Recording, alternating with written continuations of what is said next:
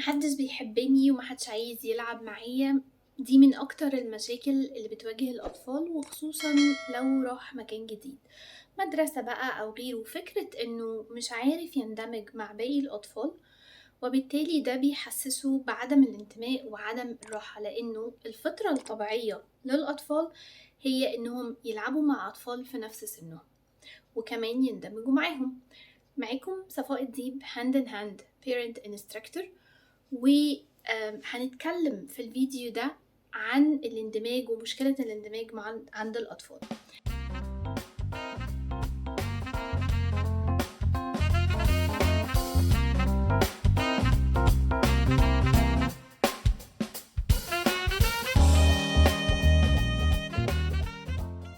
بتخليهم مش مرتاحين، مش عارفين يتفاعلوا بشكل كويس. طب ايه سبب المشكلة دي؟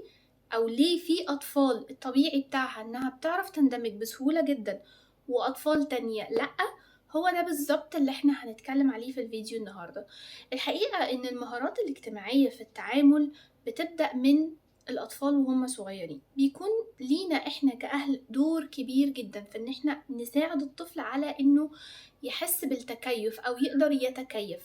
الطفل هنا بيكون محتاج شوية مهارات أساسية عشان يحصل الاندماج مع باقي الأطفال، زي إنه يكون مرتاح وهو بيتكلم عن نفسه، يكون في ثقة في طريقته وفي كلامه، والأهم كمان نقطة مهمة جدا إنه يحس إن هو محبوب بشكل كافي.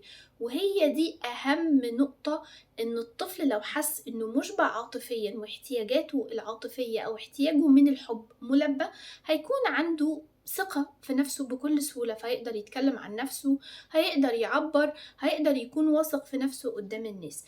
ايه هي بقى الحاجات اللي احنا نقدر نعملها كأمهات أو كأبهات علشان الطفل يحس الإحساس ده، إحساس الحب؟ ببساطة شديدة في جزء جوه المخ بيبعت ويستقبل إشارات. الإشارات اللي بنبعتها للناس اللي حوالينا دي زي مثلا نظرة الحب، أو الصوت أو التون أو الطريقة اللي أنا بتكلم بيها فيها حب واهتمام واحتواء، بتوصل بسهولة جدا للطفل والمخ بيلقطها. على عكس إشارات الغضب، الصوت العالي، العصبية، كل ده كمان بيوصل للطفل وبيوصل له إشارة مهمة جدا، وهي إنه مش محبوب. أنا عارفة طبعا إن أولادنا بيعملوا غلطات كتيرة، والحاجات دي بتضايقنا كمان وبتخلينا نفقد أعصابنا، لكن مهم ناخد بالنا من شوية كلمات بتتقال وإحنا غضبانين، زي أنت ولد وحش، أو أنتي مش كويسة، أنا مش بحبك، وهكذا. الكلمات دي لما بتتقال بتخلي الطفل ثقته بنفسه تقل، وبيبدأ يحس إنه مش محبوب، لأن هو بيغلط، اللي هو الطبيعي بتاع الطفل إن هو يغلط ويتعلم من غلطه. وعلشان نقدر ندرب نفسنا وأولادنا على النقطة دي، أنصحكم جدا إن انتوا تخصصوا 10 دقايق من يومكم تلعبوا فيها مع الطفل بشكل يومي. ده هيساعده إنه يعمل بالانس أو توازن نفسي عند الطفل، لأن المخ عند الطفل أو عندنا عموما بيقدر ويستوعب أكتر حاجة عن طريق اللعب. طيب، بس أنا عايزة أحل مشكلة إن ابني مش محبوب وإنه مش عارف يلعب مع أطفال وإنه هو مش عارف يندمج، وانا عارفة ان هي دي اهم نقطة بنتكلم عليها في الفيديو دي. خليني اقول لكم على شوية افكار، لان انا عارفة ان الموضوع مؤلم جدا للامهات. ممكن نقدر ان احنا نبدأ نعملها. اول حاجة، احنا دايما بنبدأ من جوه لبره، فانا محتاجة مهمة قوي ان انا اظبط المشاكل اللي عندي في حياتي مع طفلي علشان يقدر هو كمان يستقبل الحب من باقي الناس اللي حواليه. فلو عايزة افكار سريعة تحل بيها المشكلة، لو هو عنيف مع أصحابه، محتاجة تلعبي معاه ألعاب شوية يخرج بيها طاقته أو طاقة العنف اللي عنده، زي الريست بيلو فايت أو حرب المخدات. أكدي دايما على كونسبت أو نقطة أو حاجة مفهومة إنه الإيد دي بنستخدمها في حاجات معينة، بناكل بيها، بنلعب بيها. التكرار هيساعد الطفل إن هو يفهم.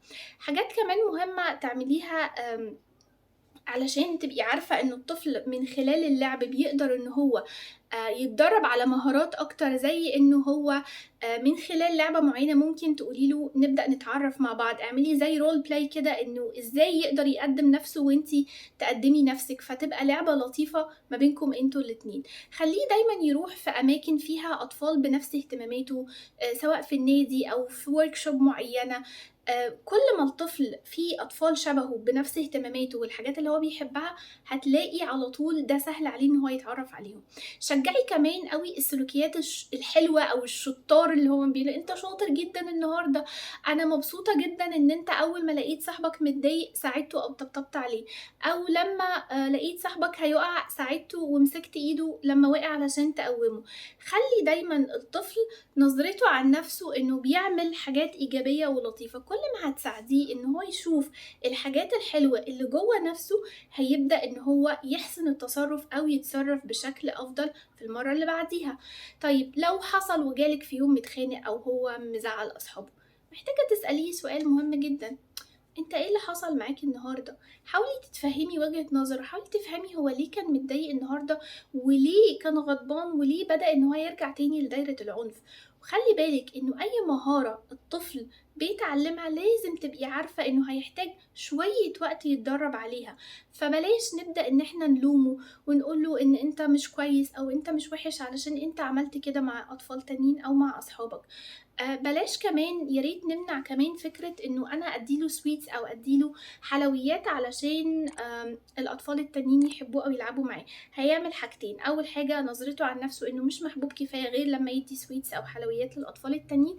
النقطة التانية إن الأطفال التانيين هيبدأوا يستغلّوه، إنه ده صاحبنا اللي بيفضل طول الوقت يجيب لنا حاجات حلوة علشان نلعب معاه.